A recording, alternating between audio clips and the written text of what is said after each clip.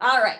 So having said that, we're going to move on with our practice, and we're going to start with focus on the breath, because that is where we begin. And that is what is important about yoga. This other stuff, I know you come here to move, and we're going to move. We are going to move. But know that the breath is most important. That's what makes it different from exercise. Exercise is awesome. Different types of movement are awesome. Power moves, you name it, rock steady boxing, dancing, it's all awesome. What makes yoga different is the breathing component. And of course, there's a different approach to it, and it's all great. I really encourage it. With the breathing, we're breathing in and out through our nose. Yes, we all breathe, but as life happens, we develop routines. Life comes at us, the storm comes at us, and our breathing shifts. And so with the yoga, we get this time to remember and learn, what is a functional breath? What is a functional breath? And so a functional breath is a breath that's deep. And when we say deep, we don't mean, that's not what we mean, but I know a lot of people think that. So relax your shoulders down. What it means is we're taking the breath low. So on the inhale, the belly expands. And on the exhale, the belly softens back down. Now, it's not just in the belly. So, but if you're in the beginning, this is where you want to focus. It's a low breath. It's generally a slow breath. As we focus on it, it becomes more even.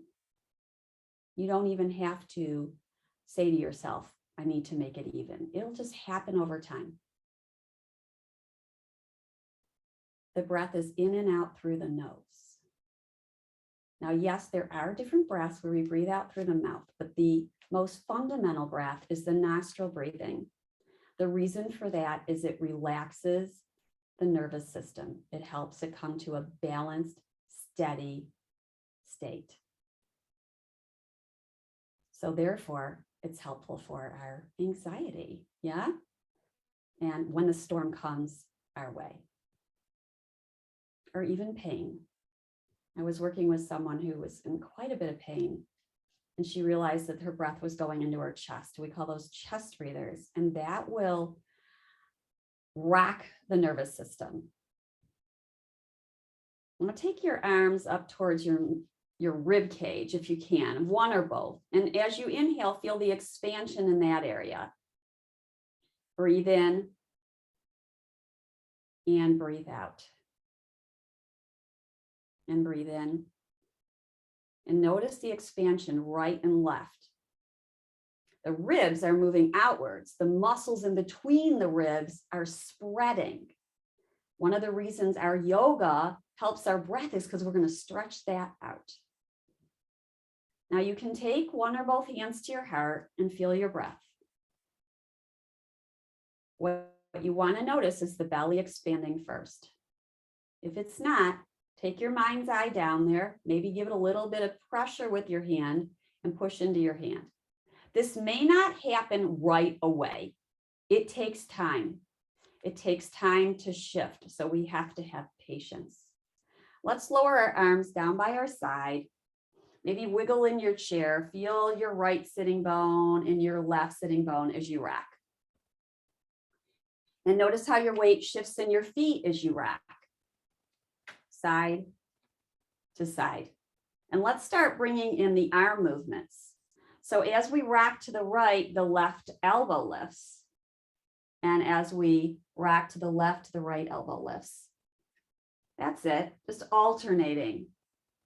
So there's no right or wrong here. You're just starting to feel your body as it moves. And as you move, maybe the elbow lifts up a little bit more. Maybe it doesn't. What's going on in your shoulder? Is something going on in the shoulder where it might not, or the elbow?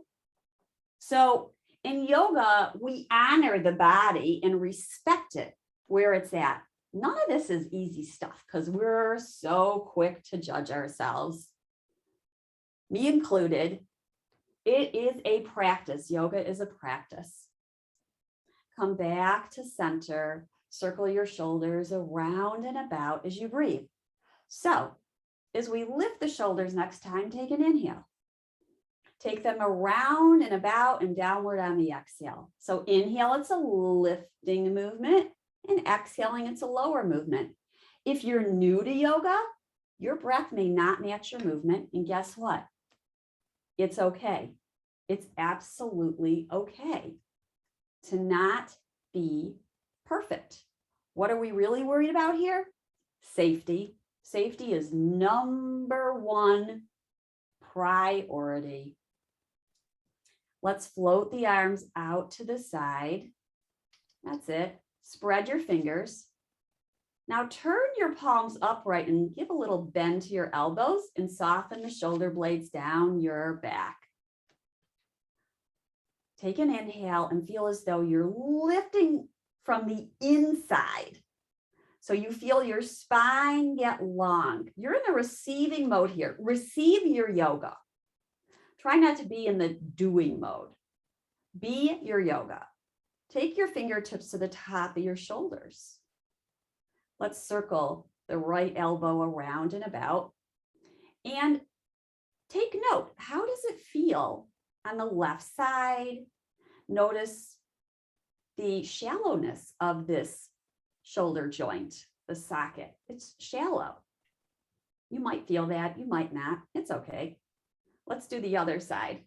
Circle the left elbow around and about and feel. And you might notice their range of motion is different on one side. Does that make one side good or bad?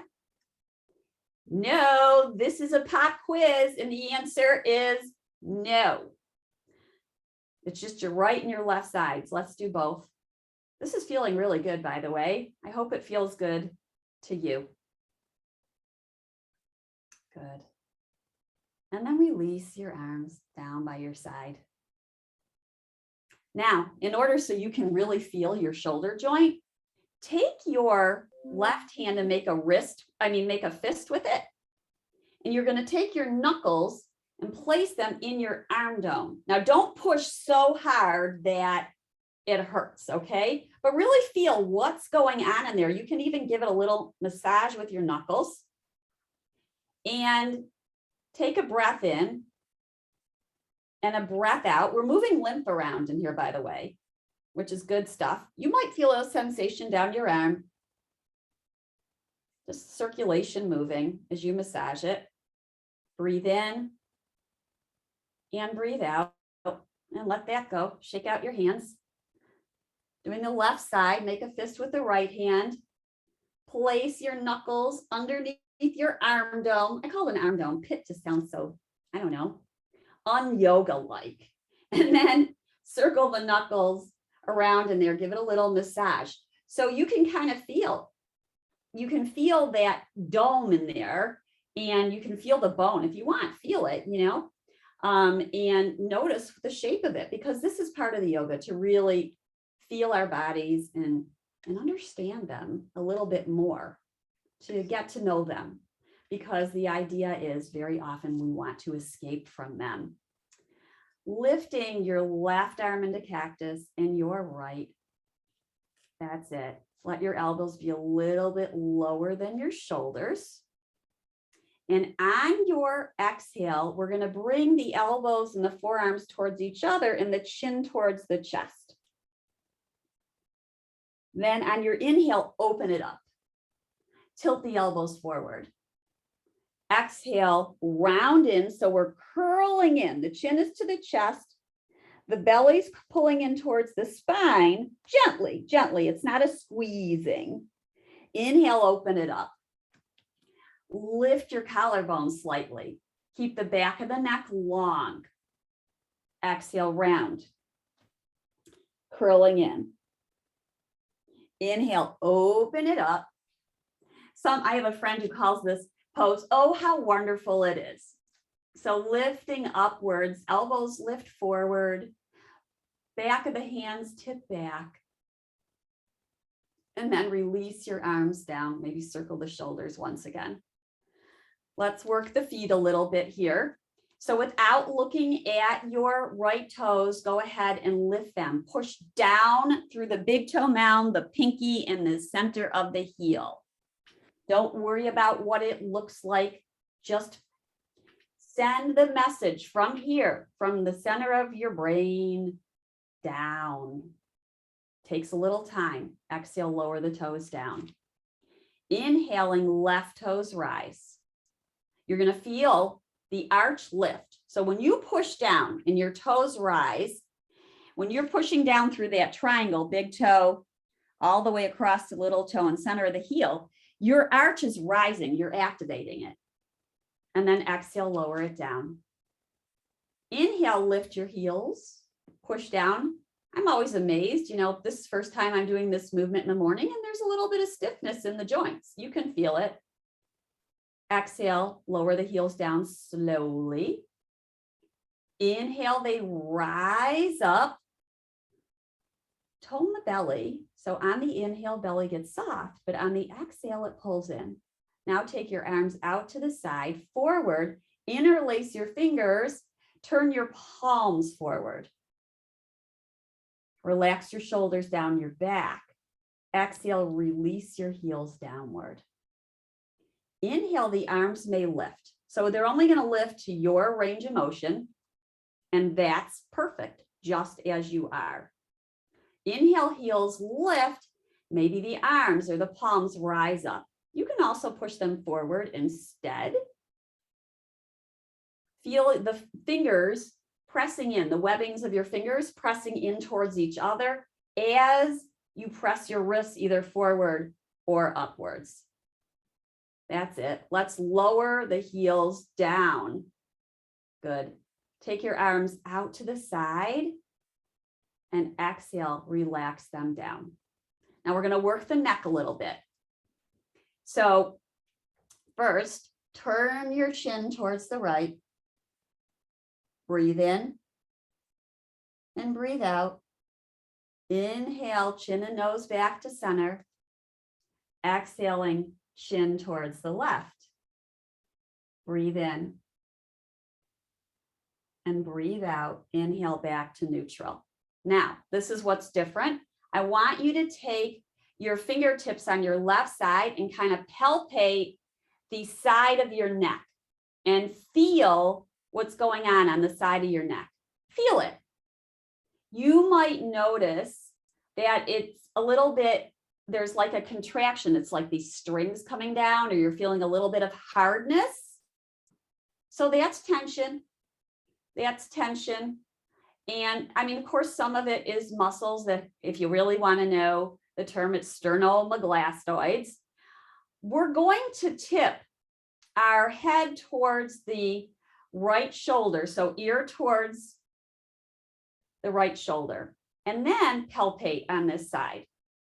Now, what you can do is gently press your fingers into the back of those muscles. So massaging down and behind those, what I would call them like cords, and pull the skin downwards with this side bend.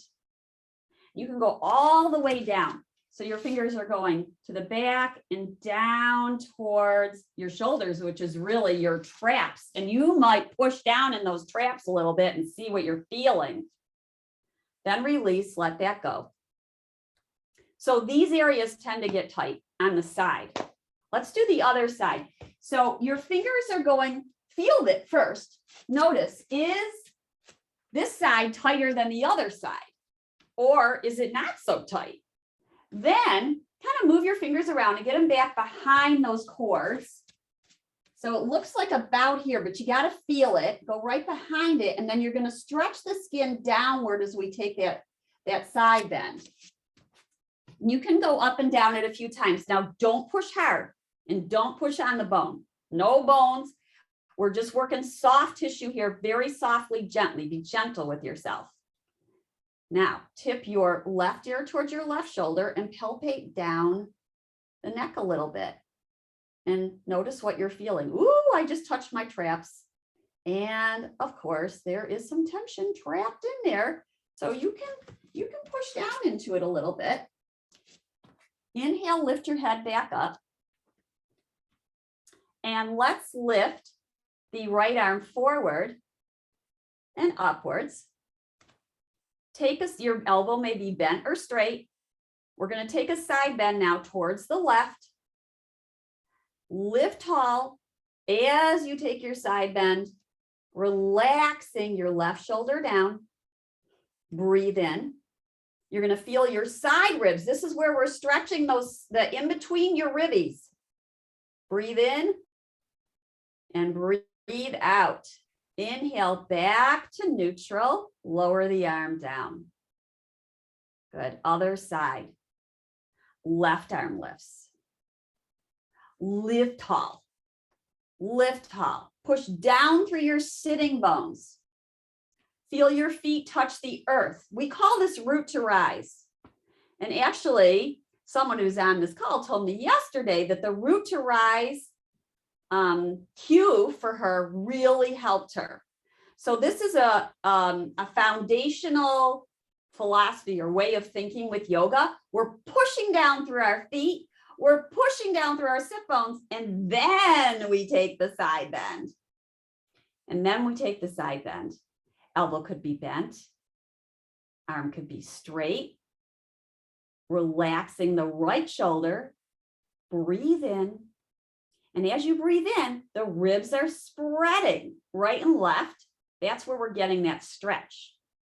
Come back to center, to neutral, lowering the arms down. Notice how your body feels at this moment. Let's inhale and take the right knee up. Lift it up, lift your spine. Now push down through your left foot. That's the root to rise. That is the root to rise. Push down through your left foot. As you push down, your spine grows tall. It's like you're making space between each vertebrae. Is that possible? Absolutely. It is absolutely possible. Now, interlace your fingers underneath your thigh and start to press the leg away. Now, this is where you can vary it up. You can lower the heel down at first and then maybe lift it up. The knee might be bent or straight. That's going to depend on what? It's going to depend, sorry for the view of my foot here, right? So it's going to depend on how tight we are behind here, but this is why we're doing the yoga. It's not about getting our foot up there. It's absolutely not about that. So pushing the foot away, staying tall. If you notice your spine starts to lean back like that, come back on your sitting bones, bend your knee in a little bit, then press away. Let's lower the leg down. I'll turn to the side, push the heel downward. And if you have a strap, take it. Let's place it around that heel. So strap around, it's actually not around the heel, it's around the arch. So strap in the middle of the arch. We lift tall, hold on to the tie, but not crunching your hands, right? Because that's usually what happens. We want to hold on for dear life, like the strap's going to run away from us. And pull the toes towards you, push the ball of the foot away. Breathe in and breathe out. Breath is in and breath is out. Now, lift your leg, bend your elbows in towards you. If the leg is feeling heavy today, you might not lift it, or it might lift about there. It's like you're lifting weights, right? Now let's turn the toes out and the heel inward. So heel is inward, toes are out, kneecap is out. You might even hold the tie with one hand. Breathe in and breathe out softly through your nose. Breath is in and breath is out. Now, I highly encourage you, when you're home and doing this, to hold this for a while and rest your leg on another chair in front of you. Let's turn the toes back upward and relax the leg down. I want to keep us moving, but if you were in a stretching class or what they call a yin or restorative class, you would hold these poses a lot longer, which would get into more of the connective tissue. So now you're going to pull the heel back in, and let's do the other side. So lift tall with the left knee, shins in front of it. We can't forget that side, right? Now push down through the right foot to lift tall through your spine. Feel your sitting bones. In fact, rock forward and back on them. So as you lean back, notice what that feels like, right? And now lean forward. Notice what that feels like. Now find center. Interlace your fingers underneath your thigh as you start to press the heel away. Again, leg might be upward. So we're pushing our hands into the back of the thigh as we press our heel away, or leg may be downward. We're going to lower it down anyway. Take a few breaths and then place the tie around the foot and right about at the upper arch. And notice how that feels really good. Any of you with plantar fasciitis, giving a little bit of pressure into the arch area with the strap is really nice. And that's why the tennis ball or these other balls feel really good on the bottom of the foot to roll it. It's a relief. And it helps to bring the tissue back towards the bones.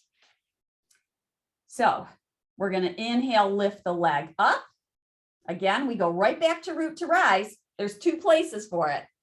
Pushing down through the right foot and pushing down through our sitting bones to lift the leg. Knee may be bent. Notice where you feel the stretch and it's probably behind your thigh, maybe the calf, maybe. And you can straighten over time, but keeping upright. We breathe while we do this. This is what makes the yoga different. Let's turn the toes out and the heel inward. I'm using just my one hand. And if it's feeling like, your leg is so heavy, you do have the option to place the blocks underneath your leg or your foot and rest it there. That's always an option. You can use pillows. You could use a sofa near you. Inhale, toes back upright. And let's exhale and let that go. Let it go and just notice how your body is feeling at this moment.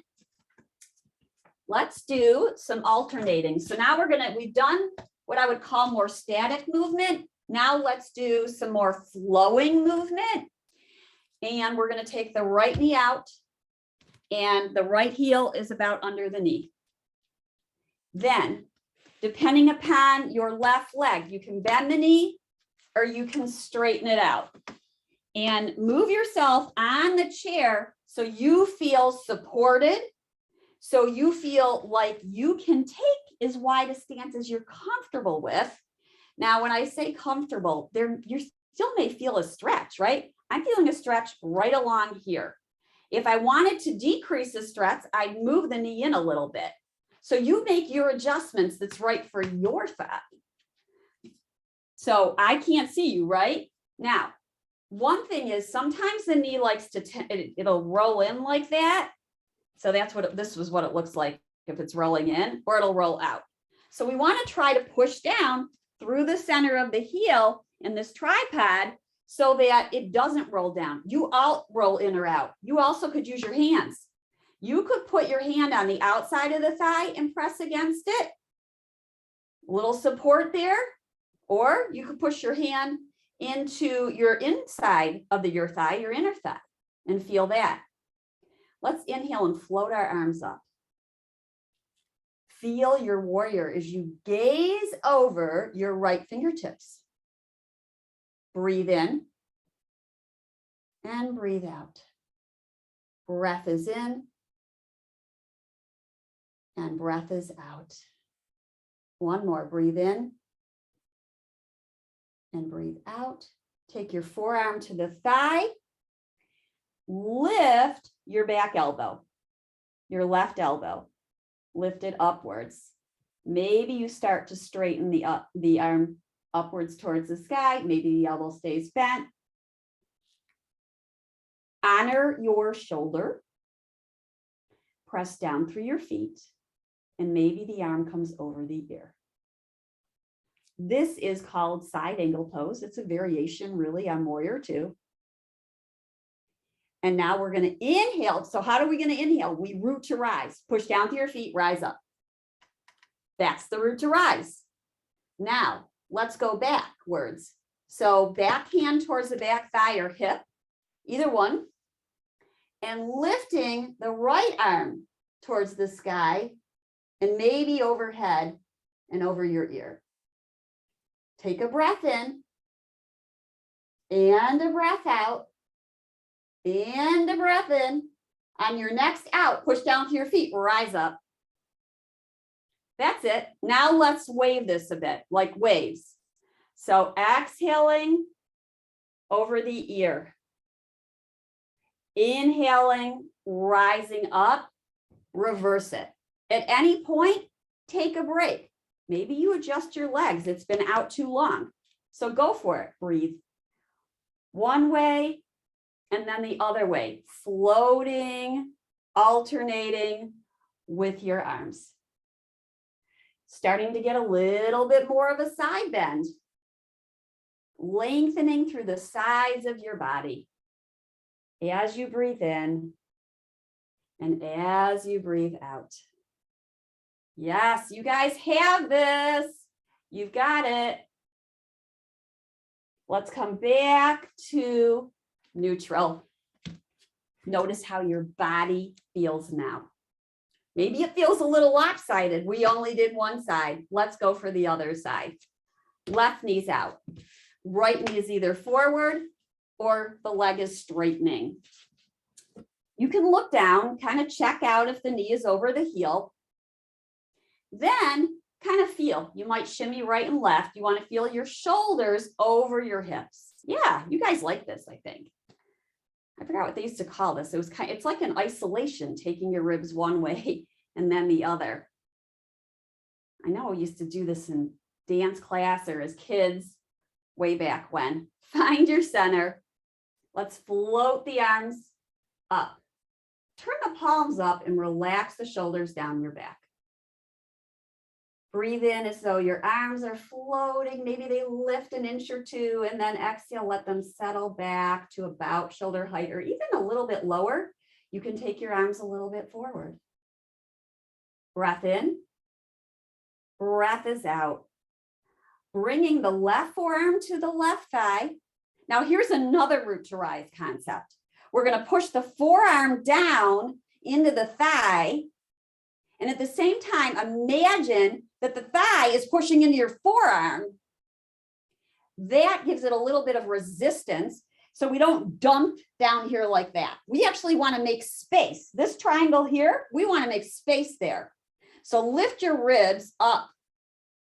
Then your right hand can be at your hip, your ribs. You might even travel up your ribs, arm lifting and over the ear. Maybe you see or you feel that the bottom shoulder is going forward. So pull it back. Breathe in. Breathe out. Get ready for our root to rise. Push down to your feet, rise up. Excellent. Take a little pause, and then we'll go for our reverse warrior. So hand is going to touch the outer right leg or the hip as the left arm lifts up. Right? This is a little back bend. It's also a little side bend. Take a breath in and feel the lengthening through the side of the body, especially the left side. Here we go, root to rise. Push down through your feet, rise up. All right, let's flow it a little bit. Arm is over ear. Press down, rise up. Yep, waving one way, and then the other, and then the other. I was just designing a meditation for someone who asked me to do a guided meditation for them by the beach. So I'm really tuning in to the movement of the waves. So it's really not a meditation, it's more of a guided imagery, which is a great practice if you're ever looking to find a little bit of refuge Yeah, a little bit of shelter from the storm of life. Just for a little bit. It's not like you're running away from anything. Just time to be inward. And you are entitled to that. Inhale, open back into your warrior two. Breathe in and breathe out. And let's bring our legs back together. Take your time to get there. Again, notice how your inner thighs feel and how your legs feel. We're going to do some standing now. As you know, you can always do it seated. You should be safe. We're going to use the chair. And, you know, if you can practice near a wall, I highly, highly recommend it. It's more support for you. The wall's actually a prop. We really should do a wall class sometime. So I'm placing the chair to the left. You could place the chair in front of you. The reason I put the chair to the side is so you can see me. If I put the chair in front, it's hard for you to see the pose. So you could also have two chairs, by the way. We're going to start in Tadasana. That is mountain pose. This is a perfect pose to practice root to rise. So feet are about hip distance apart. You can be holding onto the chair in front of you or to the side of you. You can even have permission to look down and see your feet. Very often, one foot is turning out. Is it bad? Not necessarily, but it can cause tightness down the leg over time, and in the hip, it can get kind of yucky. So, and that's over time. This is from repetitive movement. So playing with the feet parallel, and you might feel like, ooh, this feels like pigeon toe or like it's just too much in. So take it a little bit out. Make your adjustments. We never force body parts. That just leads to injury. So we're pushing down through our feet. We're pushing down through our feet. That is the root to rise. Let's do a little bit of side bending here. So side bending towards the left as you lift it, the right elbow. This is very similar to what we did seated. And then switch it up. You might have one hand on the chair in front of you. Keep switching it up. That's it. Feel your body. So each time you go to the side, you could push down to your feet and then give it a little break because the legs will get tired. Now we don't want to lock the knees. So try to bring a little bit of softness behind the knees. You can't see it. Try to feel whether the joint is locking. Come back to center. Come back to center. And just feel your body. So when we're anatomical neutral, the palms are forward, the shoulders are on the back. Now we're going to step wide. And again, hold on to the chair for safety. Pushing your feet down, pull your heels apart, away from each other. It's like you're pulling them and you're stretching your sticky mat if you're on a sticky mat. I hope you're on a no slide surface, right? So push down through your feet and pull the heels apart. Then turn your right toes to the right. Good. So the chair is either in front of you or to the side of you. I guess I should move this chair over here.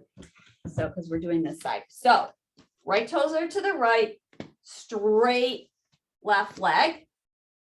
But again, you know, want a softness behind the knees. Better to have a little softness than to lock the legs back. Lift tall. Now, another way to feel root to rise is to put your hands on your hips and push down energy from your hips down into your strong legs. Then tilt your spine towards the right.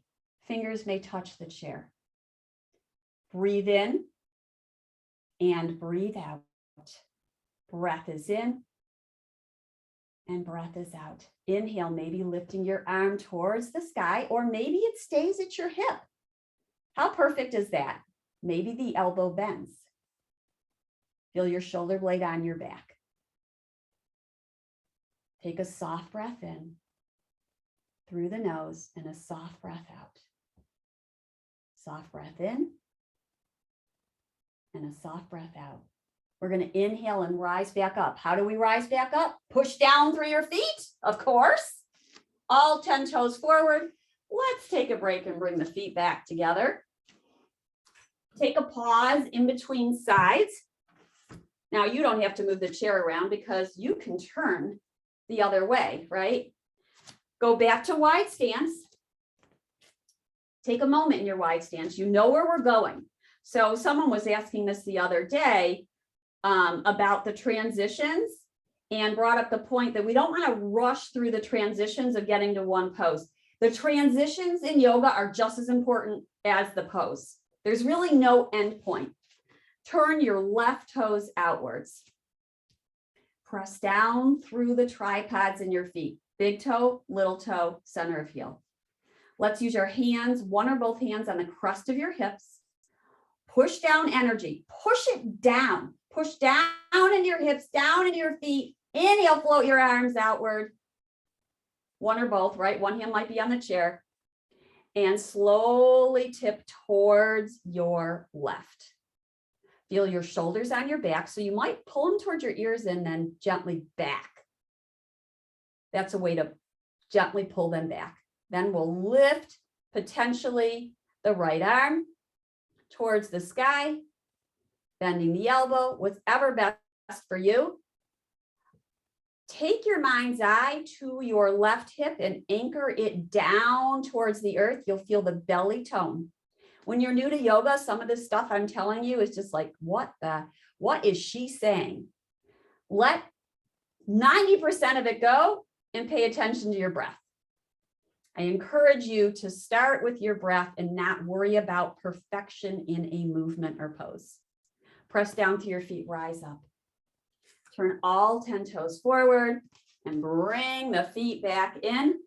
Let's practice wall dog. We do this pose almost every class, and there's a reason.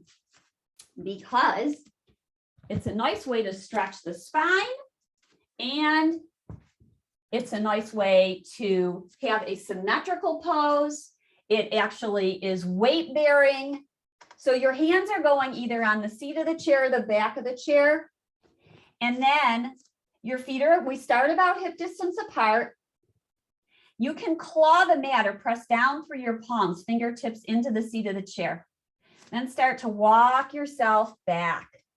Bring yourself back until you're in what we call wall dog. Now, if you're feeling your elbows and there's pain in them, bend your elbows, don't go so far back. Now, it's helpful to bend your knees, just like we were doing when we were stretching our legs with the strap and our hands behind the thighs. Bend your knees at first, and then slowly straighten them, and you might feel some lengthening behind the legs. Exhale, we bend them. Inhale, we straighten them. Exhale, we bend them. And inhale, we straighten them. And then walk back in towards the chair. Take a little break. Notice how your body feels now. Take a breath in and a breath out. Bring your hands back to the chair. Keeping your hands at the chair, you might bring them to the side of the chair, unless your hands are on the back of the chair, then you'll keep your hands up there. Step your left leg back, keeping your right knee bent over your heel. The back heel is up or pivoting down. Up or pivoting down. Take your time to get there. And if you're there, breathe in, feel the pose, feel your strong legs. Now, notice if your head is doing this and dipping down. That head weighs a lot. And for every inch forward, it weighs even more. I forgot what the stat is. It could be 10, 20, 30 pounds. So lift your head back up. The average head weighs around 12 pounds, but every time the head is forward, it's like making it heavier than a bowling ball. The spine is long. The head is in line with the shoulders, in line with the spine. Bend your back knee. Slowly straighten it. Bend your back knee. Slowly straighten it. One more time. How about hold it? Now this is where are you feeling this in the front thigh is exactly where you're probably feeling this. You might feel it in the hip. Keeping the knee bent, step your left foot to meet your right. Come on up. Take a pause. We return to mountain pose again and again because that is the foundation. It is from where all standing yoga poses come from. Hands are back on the chair. Now the left leg stays forward and the right leg goes back. So when you get there, you might notice a stretch in the back of your calf. And that would be a normal feeling to have, especially if it's tight. I'm feeling it, and I did this pose last night. So we're going to bend the back knee, and then we're going to gently straighten it. And bend it. And straighten it. Try to keep your head upward so it's not doing this business. That's just hard on your spine. Lift the head upward. Feel the tops of your ears gently going back. Bend your knee. And straighten. And bend.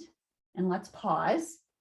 Feel the strengthening that you're doing in your muscles in this left thigh. It's working hard. Step your right foot to meet your left and rise on up. All right, chair pose, your favorite pose, right? Favorite pose. Okay, so for chair pose, there are options. You can start from seated and rock up. You can use a block. You can start from standing and come on down. You can use the wall. I'm going to show the wall so you see it. First, we'll do seated to standing. So seated to standing, just so you can feel the difference here. You want to come towards the edge of the chair. Block is optional. Toilet paper roll behind your thighs is optional. Putting a chair in front of you for balance is not optional if you feel you need the support, because safety's first. So we rock forward and back. Forward and back, and then when we're ready, we might lift our hips off the chair. So we lift the hips, the arms are forward or upwards, or maybe on our thighs. Hips are back,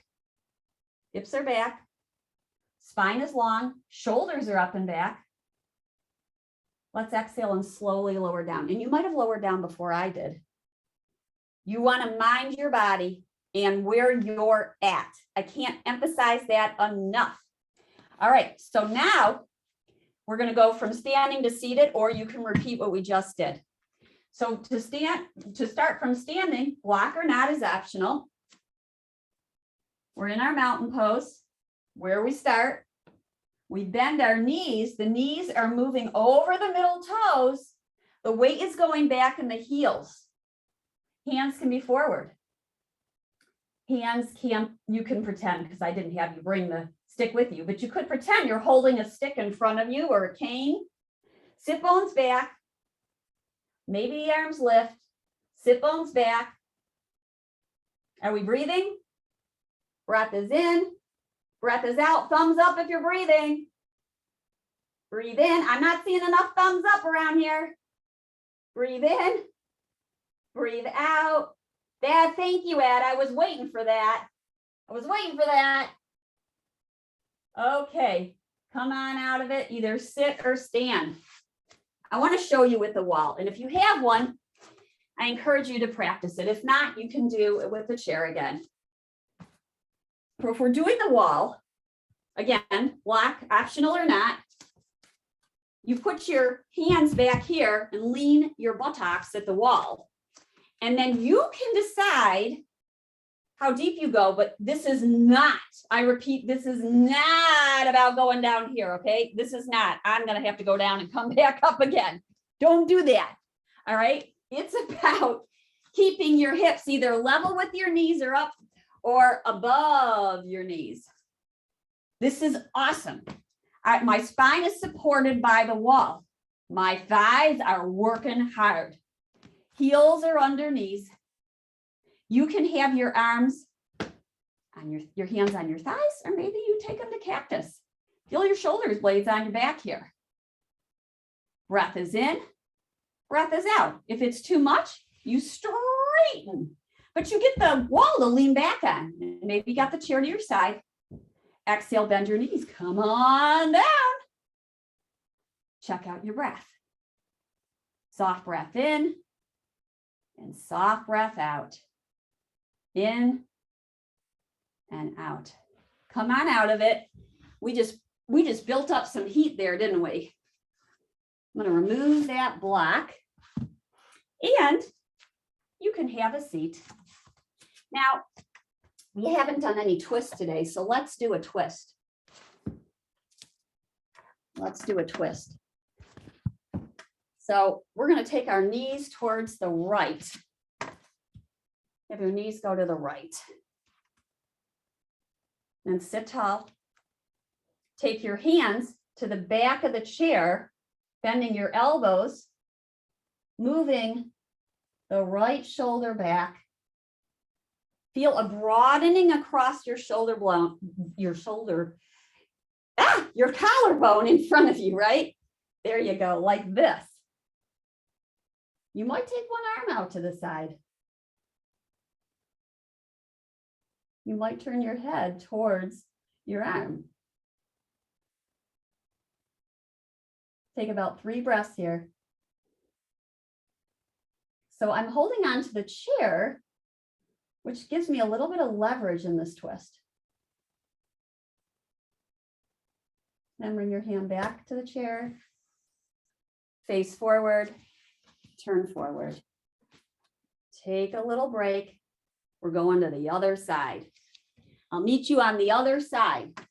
So knees now are to the left. Take your hands to the back of the chair. Lift tall through your spine. It's like you feel a beam of light going from the bottom of your spine up through your crown. And then we do the root to rise. Push down through your hips. Start to turn into your twist towards the back of the chair. Breathe in and feel the breath. And feel perhaps a widening across your chest. You may extend one arm towards the way you're twisting. You may gaze towards your thumb. Breathe in. Breathe out. Chin is level with the earth.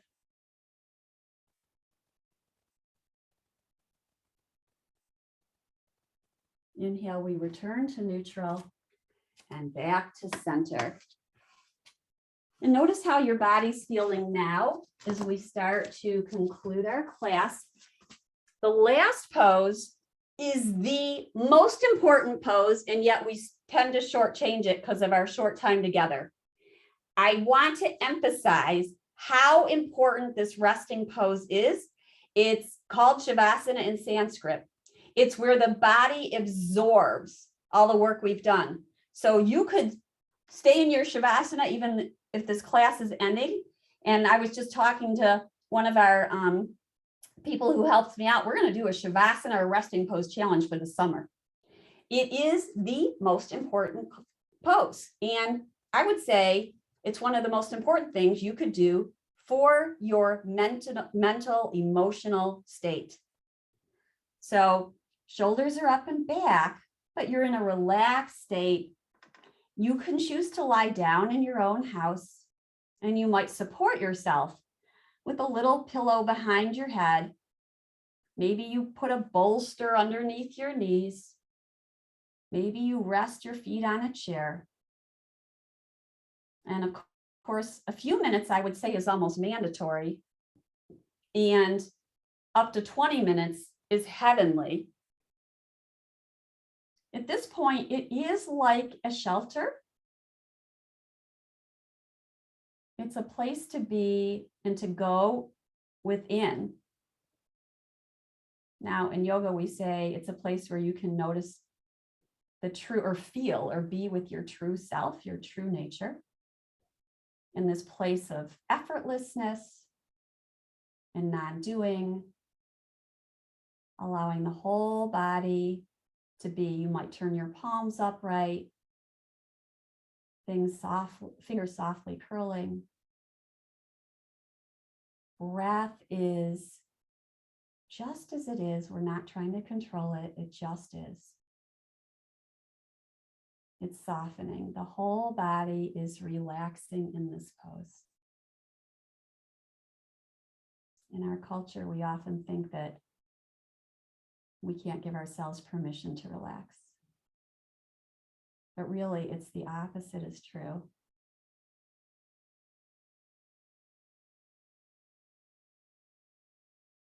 It's a place to just be.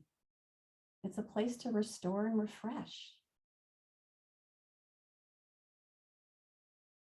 It helps calm down our nervous system. I can't convince you enough, there's studies on it helping fatigue. So we breathe in and we breathe out. I highly recommend you stay in your Shavasana. I won't be offended if you don't end class with me. I will end it. But you be just as you are. Soft, relaxed, restored. Feeling light in your body. You can always have music going in the background, making yourself comfortable. In our Shavasana challenge, it's going to be an everyday pose. Bring your palms together in front of your heart if you're closing with me and us together with gratitude for our community, for this time together, for our practice, our healing practice. From my heart to yours, namaste.